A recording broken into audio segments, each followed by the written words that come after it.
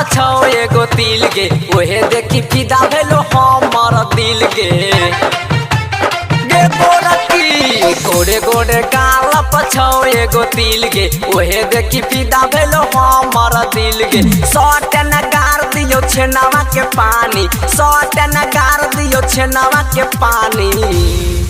न तसी मर के फूल जैसा रानी जड़ दे तो तोहर जवानी न तसी मर के फूल जैसा रानी जड़ दे तो तोहर जवानी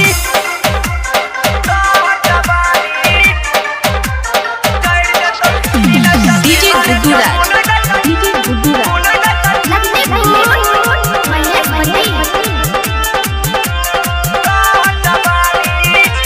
पतली कमर छौ छोटे दुगो आम गे देखिए के तोरा हमरा छूट छै घाम गे गे सुगिया पतली कमर छौ छोटे दुगो आम गे देखिए के तोरा हमरा छूट छै घाम गे सोनावा के चैन देबो चले न दलानी सोनावा के चैन देबो चले न दलानी न तसी मारे के फूल जैसा रानी जड़ दे तो तोहर जवानी न तसी मारे के फूल जैसा रानी जड़ दे तो तोहर जवानी presented by Albina Recording Studio, Simran.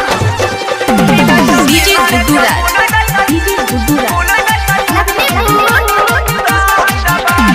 चुम्मा लेबे दे अपन ललका तू ठोर में बंद दुकान के बनी हो तो भोरे भोर में गे पुछिया